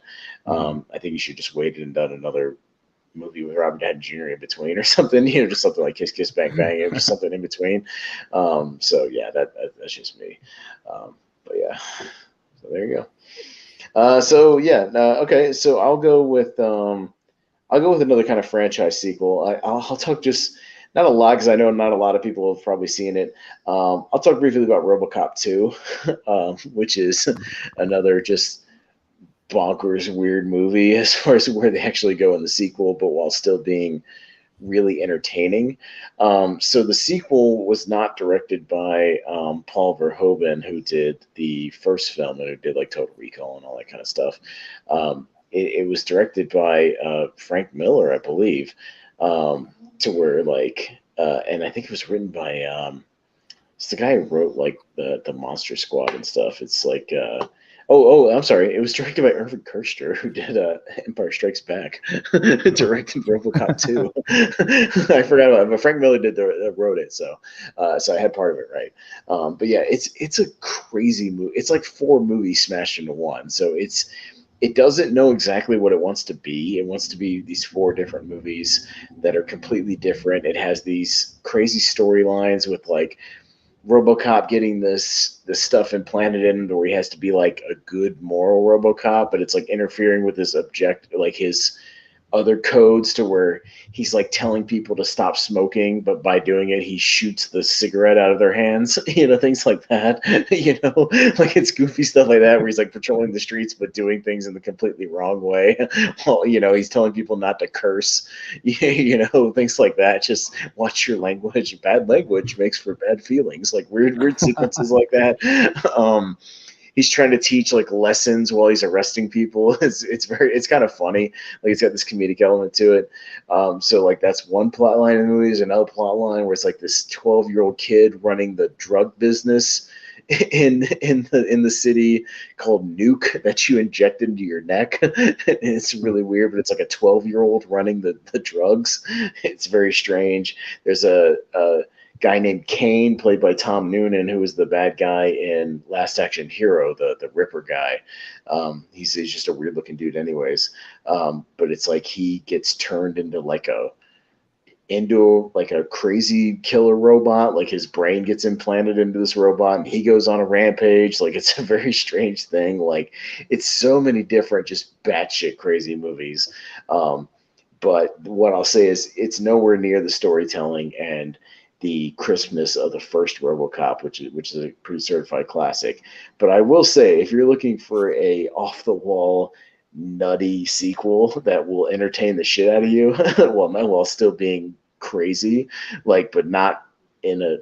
It's not good, but I'm just saying it's entertaining, and it's not boring. Go watch RoboCop 2 because it's nuts, and it's a fascinating movie. It's a fascinating all the movies that are kind of smashed together in this one. So it's interesting. I'll just say that.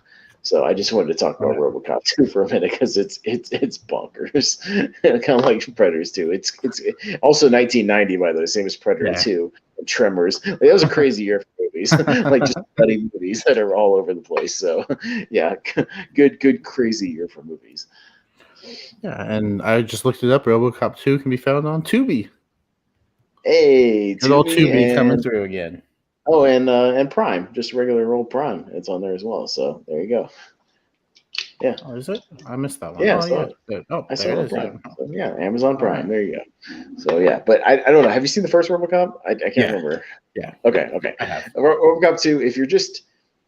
If you've had a couple of alcoholic beverages, I would recommend RoboCop 2 because you'll just be like, what is happening? Why is this 12-year-old running drugs? Why is he shooting cigarettes out of people's hands? Why is there a stop motion dude with a virtual reality face, like a Max Headroom face, on a robot running around shooting people? Like, what is going on in this movie? Like, this is nuts. Like, you'll have a good time. So I'll say that it's fun. All right. I've got just one more that I want to. All right, I got two more. So should I do one more and then we'll each do a final one? Okay, I'll be brief. So the Purge series has been very hit or miss. I think most people would agree. But I think the Purge Anarchy, the second one, is easily the strongest of the series, and for whatever reason is still kind of not that people don't know what the Purge movies are, but I just think the second one is so good that it makes the other ones look that much worse. Because you have a really great central story with the Frank Grillo character essentially playing the Punisher. I mean, he's got this like black trench coat, and he's like a special forces dude who kind of has like a death wish, but he's like a vigilante, and he's going across town to do this mission where he wants to go kill this guy, but he ends up kind of leading this group to safety, kind of in the middle of this obviously downtown crazy purge stuff that's happening. But the fact that they took it from like a home invasion movie of the first one and really actually went into the city and expanded on the purge concept, and we got to kind of see it all in action, is really what I was looking for. And I think the Purge Anarchy does it really, really well. And the fact that you have this really cool Frank Grillo central kind of action character at the main part of it, I think is a lot of fun. And I just think it's a really breezy, cool movie, and easily, to me, the best of the series so far. And I think there's been 5 of them now. But yeah, I really like the Purge Anarchy a lot. And I think it's easily a thing where the sequel is vastly superior than the original in this case, I think. I've only seen the original, so Okay, and that I was in highly recommend Anarchy. Anarchy's okay. great, and it takes that like you finally go into the city during the purge, kind of see what's going on, during the whole thing, as opposed to that first one with Ethan Hawke, where it's like you get this concept, but then it's just contained to that one house, and you don't get to see anything really going on other than some news footage here and there. But yeah, you're actually following this group, and like I said, I came out of this movie going Frank Grill, who played like Crossbones and like Civil War, like that's him. If you don't know the name off the top of the head, like you'll see this movie and be like, he's the Punisher. Like he could have played the Punisher. Like he's awesome, and I could have seen him doing it. So I think it just makes for a cool element in that movie, and it's really good. All So right, yeah, I'll Purge Anarchy. add it to the list. Yeah, there you go. um, I wanted to save this one for last because I know it's a bit of a hot take, and I know Okay. you're not going to agree with me at all because we've already mentioned it. It's not the best franchise, but I think Cars 3 is actually really good. I've never seen it. I actually So think Cars 3 is really good. The trailer, okay. To be fair, I've only seen the first Cars movie. I haven't seen Cars 2 and 3, so I have well, you no don't need to idea. see 2. You don't need to see 2. Okay. I don't know what Okay. they were thinking. Having Mater be the main character. Mater is a Hmm. okay side character. He is not a leading character. Hmm. Larry the Cable Guy is Agreed. not I can at least leading. agree with that without seeing the movie. Yeah, Mater should not be the Yeah, main character. Yeah, I'll agree yeah. with that. Cars 2, like they tried to go 007 with Cars, and it just maybe for No. kids, yeah. But if you want a movie that parents are going to be able to watch with their kids, it's not a good choice. Um, Okay.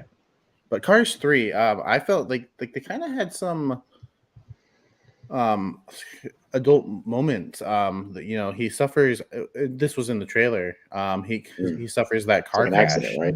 Yeah, he Yeah, I suffers remember that the accident, trailers. and Yeah. um it's kind of just a story of can I still go, can I still hang, and um it maybe it's just because it was coming off of Cars 2 and it was just such a vast improvement in quality and storytelling that You had to get I way down actually low enjoyed before you could it. bring it back up. Is that one of But those situations? Yeah. yeah, because I went into it and I'm like, oh, why did we get a Cars 3 before we got an Incredibles 2? um, but so I wasn't looking forward to it, but I watched it because I don't know. I just my Pixar fanboy was like, Mm. I've seen them all, mine as well, and I was pleasantly surprised with how much I was enjoying myself. They put the focus back on Lightning McQueen, and that was definitely the right choice. Like this, Mhm. um, but Owen Wilson came back. Let's see, it's Nathan Fillion is in this movie as one of the voices, as the Kerry new Washington, Rusty's. Army Yeah, Hammer. Army Hammer. It's really a Yeah. great voice cast. I still think Tony Shalhoub as Luigi is probably it's just fun. Um, Yeah. Bonnie Hunt plays Sally, and then yeah, it's can Lightning McQueen still go? It's kind of that, which I think people can relate to. Like, is it, you know, can I still do this? Can I still do what I love to do? Mhm. And um, yeah, I Mm. won't say too much about it because I don't think I need to convince you So it's to a watch it's a it. comeback story. It's a Yeah, comeback yeah, story, it's a comeback Jacob. story. Yeah. Yeah. Yeah, Yeah. but Okay. I feel like I don't need to go too much into it because I don't think I need to convince you to watch it because I No, don't I'm think not I'm going to going to watch be it, able to do but that. I'm interested. I'm interested in hearing you talk about it because I do. Well, I do remember seeing the backlash that Cars 2 got for being just completely off the rails with that like spy storyline, and like you said, like Mater being, if not the main character, at least equal to Lightning McQueen, in that he really needs to be like a supporting just comic relief character. And yeah, and I remember seeing the reviews for the third one saying it kind of got back to the at least the charm of the original, and like what made it kind of a franchise in the first place. So I remember hearing good things about like at least being an improvement over that and kind of getting back to basics. So I think they heard at least the criticisms of the second one and got back to like a more solid story for that one. So I can at least understand that and applaud them for that. Yeah, and I think it wrapped up Lightning McQueen's story really well. Spoilers, he doesn't actually finish the race that he's coming back for. Oh, His okay. trainer, who had a dream of being a racer, actually comes in, and since I don't have to convince you to watch it, That's wins. fine.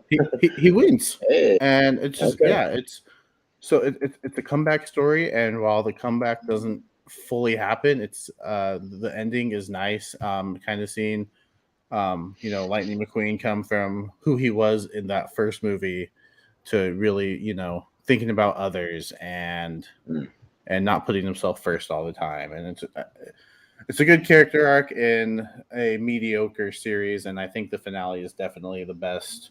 And I know that's not saying much because the first and second aren't great movies, but I do think the third one is a vast improvement and definitely the best. And if they end it mm. there, good. Yeah. All right. So hey, there you go, man. I'm down with that, man. I know you're the animated guy, so I at least appreciate that perspective on this one. Yeah, you're more of the you watch a lot more of the family films and the animated stuff. So that hey, great because I've definitely fallen off of those over the last 5 or 10 years. I kind of all but swore them off kind of completely to where it's just like they just don't hold my attention much anymore. But I'll make an exception here and there. I actually saw a trailer for that DC Pets movie. It actually looked kind of Hmm. fun. I'll have to be honest. I thought it looked kind of funny with like Keanu Reeves playing Batman and The Rock playing Superman or the Super Dog and all that. Like, Yeah. I thought it looked okay. So yeah, maybe we'll see. I don't know if I'll go see it in the theater, but maybe I'll actually Right. still Right. watch it. We'll see. But all right, so my final one, I'll go with the T-shirt I wore this time. I got it at a horror convention recently, so I got my 28 Days Later T-shirt on. So I'll talk about the sequel, the 28 Weeks Later, and a movie I think is again not quite on the same level as the rawness of 28 Days Later and kind of the filmmaking aspect of that one that Danny Boyle did.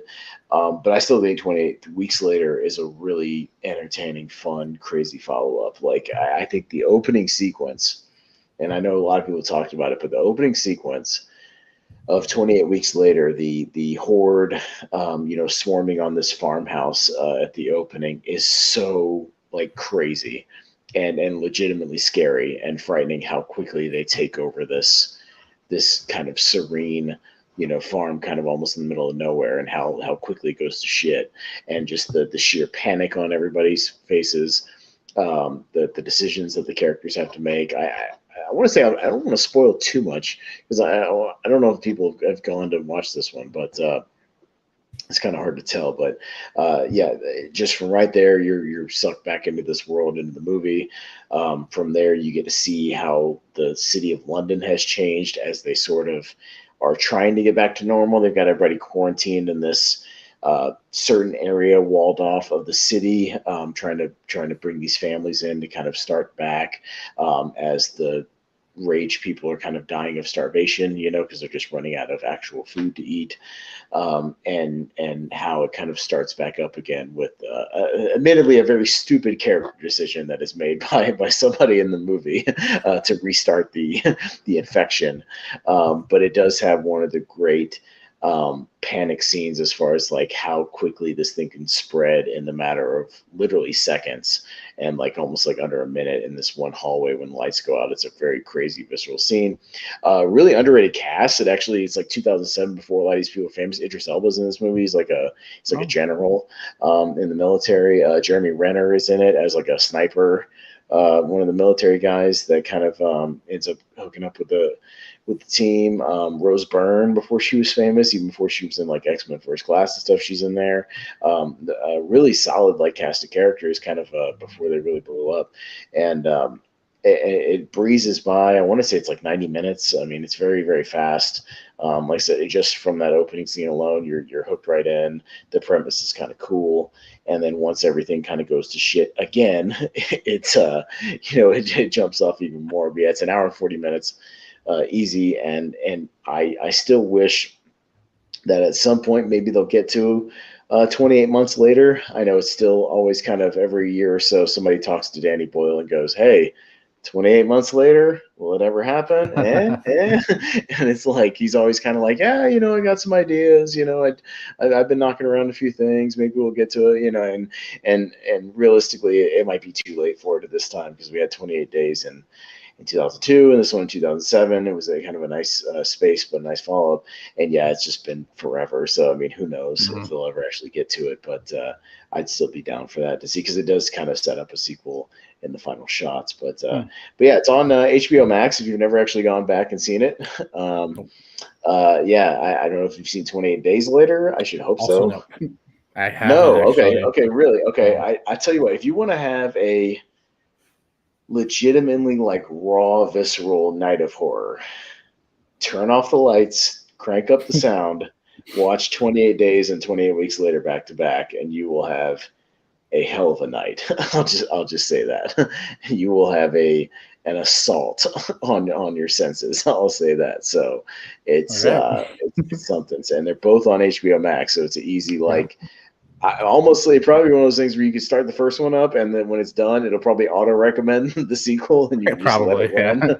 Yeah, and I would just do it because they're two very different movies, but set in the same world, obviously. But they're both got some scary stuff. It's both very fast paced and very creepy and like I said, a sensory overload. So I just really like 28 Weeks Later. It brings something different while staying in the same universe and playing around with some different concepts. So All 28 right. Weeks Later, I just wanted to recommend it. I like it a Yeah. lot. But yeah, if you haven't seen 28 Days too, man, oh man, it's one of the great horror movies of the 2000s, man. You have to. It's awesome. That's what I And hear. I just, yeah. the way they filmed it with Cillian Murphy just walking around literally like an empty London and how they did it, for being just shutting it down for like 15 minutes at a time and making it look abandoned, like is incredible for what they did and how it looks. Yeah, I would strongly recommend both of them. Okay. So yeah, you got to get to those movies, man. They're they're Yeah. they're they're, I they're really something special. I wasn't a horror person as a kid. Like when we watched movies, Mhm. like I wouldn't go out of my way to watch movies. It was like more of a family Right. night thing, and so we weren't picking horror movies to watch. So Yeah, I yeah, yeah. I'm very late to a lot of them. Um, I think so I was see. I worked at a movie theater when 28 Days Later came out in 2002. I worked at the theater, so I had seen the trailers and I went into it and just like I remember just almost every showtime, just people coming out buzzing. Just it just knocked everybody's socks off, mm. and yeah, I was definitely there like opening night for 28 Weeks Later. Like I could not wait for that movie. So, but I luckily I like that one a lot too. So yeah, I definitely recommend the double of 28 Days and 28 Weeks Later. Yeah. All right. Well, I will get around to those. Mm-hmm. And so that's that's it. Those are the sequels that we wanted to talk Hey, look, about. and hopefully we recommended some good stuff for y'all to each other. Yeah. You spoke very highly of those Chronicles of Narnia movies, so maybe I'll get around to those, and hopefully I maybe convince you to dive into some Die Hard or some Psycho or some 28 Days or 28 Weeks Later, something like that, and the Yeah. Purge sequel. All that stuff is great. So, and even those Maze Runner movies, like I said, those Maze Runner movies, it's a great trilogy. I think it's a really strong trilogy. So Yeah. if you get around to that as well. Yeah, I would highly Yeah, I think recommend there's only that. like one movie that you talked about this time that I'd actually seen, and that was Terminator 3.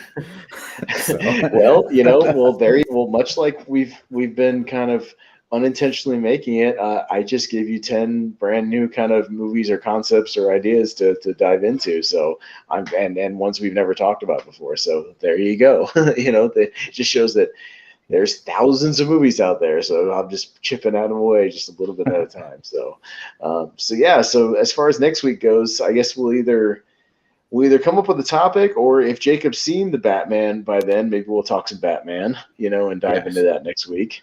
So If maybe we'll have to decide last if minute. not, I think we should do the ranking each other's favorite movies. I think that's gonna be a really fun episode.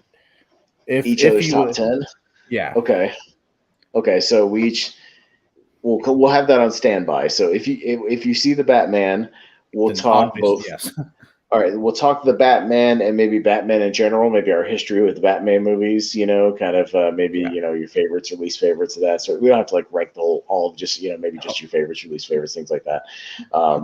You're already ranking them. I'm not going to make you do it No, twice. no, no. Yeah, we're not going to do that, but we can talk. We can talk Batman in a general context as well. Yeah, Maybe yeah. leading up to our Batman review. You know what I mean, like a spoiler For type sure. review. If you get to it, if not, yeah, we'll do a backup. We'll take each other's top 10 movies, and yeah, like you said, we'll rank each other's top tens as far as what you personally you would rank them. Yeah. So I how like that. you would Yeah. rank my. Well, I don't know how you're going to rank some of mine that you haven't seen. I guess you would have to watch them. Oh, I'll watch them. But Yeah, just send okay, me your okay, list. Send me your list. okay, I think I have a few of them. So okay. And you I send me yours, and if there's any gaps, I'll watch them this week. And I think you at least either own them or they're available. So I think so. But yeah, all right, fair enough, then fair enough. I mean, it'll be interesting either way. We'll let you yeah, guys know. yeah. We'll figure And it out. then in 2 weeks, because we have talked about this, we haven't set a date, but I think in 2 weeks with to celebrate the 50th anniversary of Okay. the release of The Godfather, we will be talking about Yes. what is probably one of the top three greatest movies ever made Okay. in The Godfather. Yeah, we will So break down. We'll talk about The Godfather, favorite scenes, lines, our history with the movie, and when we can talk briefly about the sequels too. I don't know if you've seen, Godfather 2 and 3. I've seen two, haven't seen three. Two. Okay, so maybe if we decide to do that 2 weeks from now, in that week leading up to it, you can watch the third one because I'd like to get your opinion on the third one too. Because I don't think it's as bad as people make it out to be. Maybe you'll think it is as bad as people make it out to be. I don't know, but I'd like to get another opinion on it. But it's definitely worth. It's interesting. Again, Mhm. it's an interesting watch. Okay. For what they did with it. So yeah, we'll do that because the original Godfather was released in March of '72. So yeah, it'd be a good time to do that. We can talk the 50th. Yeah, we'll focus mainly on the Godfather, but we can talk a little bit about the sequels as well, Yep. and do that. So yeah, so next week will either be the Batman or the top 10, and then we'll talk maybe talk the Godfather the week after that. So we'll figure it out. We'll do it, and whichever one we don't get to in the one we'll hit at the end of the month or something like that. So we'll figure it out. Sounds good. Yes, because The Batman is a movie I will see in theaters. I will not wait Yes. for it to come to HBO Max. Right. You're I not will waiting for not. no. You need to see it on a big screen. It's well So, worth it. So yeah. Oh, absolutely. Yeah. yeah. So real quick, why don't you talk about some of the other stuff you got going on? Oh yeah. Well, speaking of Batman, so this coming Wednesday night, it's going to be a mega epic show. Myself and Henry Sanchez, aka Henry Confidential, over on the Henry Confidential YouTube channel. We will be doing a mega Batman let's rank stuff.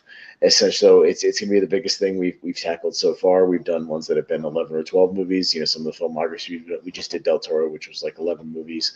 But yeah, we'll be doing 15 theatrically released Batman movies and ranking all of them. So what we did was we had to make one substitution. I'll let everybody know. We originally had Suicide Squad on there, but we kind of nixed that because it's not really like Batman centric.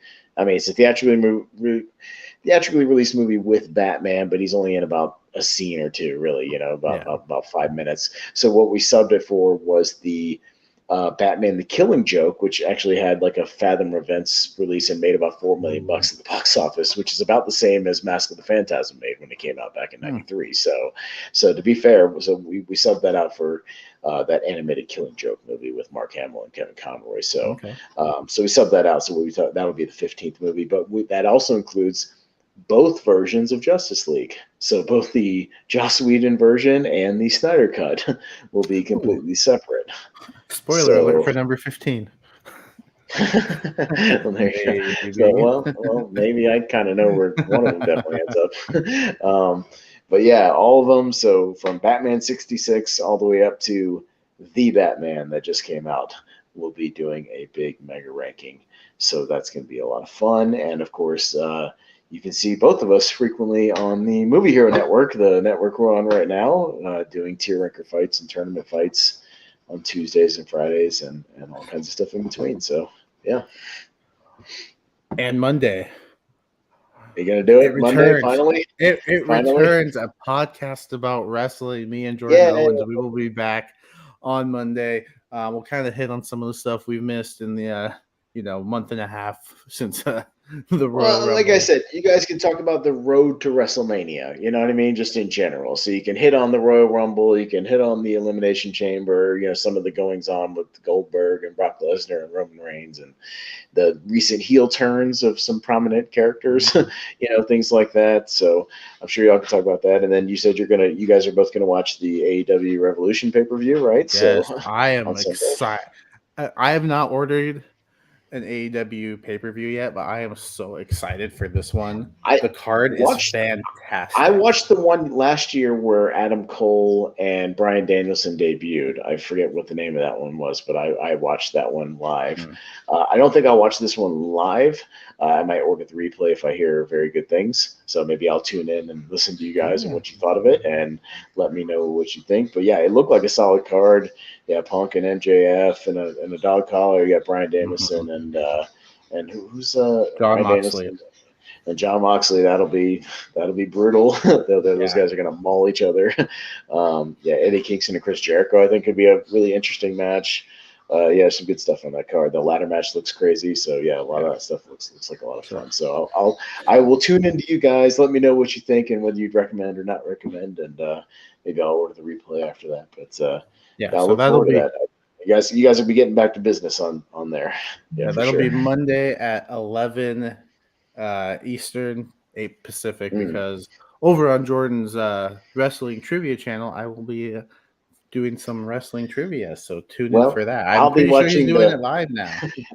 I'll be watching the replay of a podcast about wrestling because I will be asleep by then. I am Right. not a night owl. Right. So I will watch it, but I'm Yes. off on Tuesday. So I will listen to it while I'm walking my dog around the park and listen to you guys talk about that. And that'll be a lot of fun. So yeah, I'm Yeah, looking so forward tune to in for that. that. Tune in for Let's Rank stuff over on Henry Confidential's channel. And Yeah. every once in a while, we like to do this top 12 Frenzy game. So keep an eye out for that Yeah, too. that's a lot That's of fun not too. scheduled, but it's never a scheduled We thing. kind of But do it whenever we like have people available. We kind of put the feelers out. Somebody will write a match, you know what I mean, and we'll put it together. So yeah, look for that. But it's a lot of fun when we do it. yeah. Yeah, Top 12 Frenzy is a good time. So over on this channel. So yeah, lots of stuff going on, and we might even be starting a new trivia game coming up soon too. Ooh. So yeah, we'll see. Uh, maybe in the near future. But yeah, a lot of stuff going on in the channel. Check it out. Yep. So for Austin, I've been Jacob. I'm still Jacob. I don't know why I said I've been Jacob. And you know what? Keep talking about movies.